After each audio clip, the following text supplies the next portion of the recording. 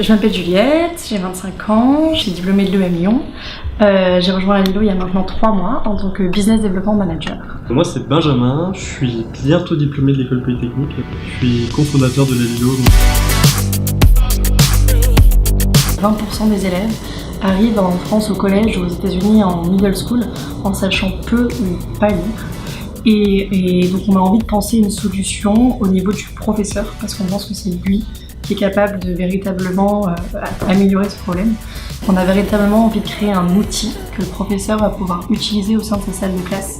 Donc la Lilo, concrètement, c'est une application que le professeur utilise au sein de la salle de classe, qui a d'abord une interface pour les enfants. Donc les enfants peuvent s'exercer sur la Lilo lorsqu'ils apprennent à lire. Nous, on collecte toutes les données que les enfants nous fournissent quand ils jouent à la Lilo.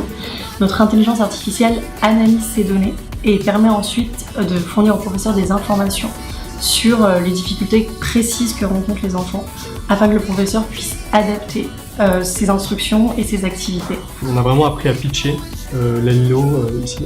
C'est ce qui nous a permis, nous, de lever des fonds après le programme d'accélération. Donc on est venu de septembre à décembre et fin décembre, grosso modo, on avait réussi à lever la première moitié de notre levée de fonds. Ça nous a apporté à la fois le fait d'être venu aux États-Unis, c'est-à-dire ça nous a ouvert des horizons. On était en France, on sentait que le marché français était un peu restreint et pas tout à fait ouvert à ce que nous on voulait proposer. Donc grosso modo, on a créé la société en France et on s'est rendu compte qu'il y avait des problématiques d'équipement, il y a des problématiques d'usage. Et en fait, le plus gros problème, c'est qu'on avait une dichotomie entre celui qui utilise l'application et celui qui paye. Et c'est les collectivités territoriales qui vont payer, c'est le professeur qui va utiliser, et ça c'est un problème qui nous paraissait vraiment difficile à résoudre. On est une équipe de 14 personnes aujourd'hui qui mélange à la fois des CDI et des stages. Depuis ce début d'année, on a réussi, surtout aux États-Unis, à bien défricher le terrain, à bien comprendre comment est-ce qu'on va devoir construire le produit, qui est-ce qu'on va devoir aller voir et comment gérer notre lancement.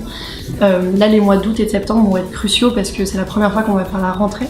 Donc c'est vraiment le début de l'aventure au complet avec des fonds, une équipe et un début de product market fit et tout ça va se concrétiser à la rentrée.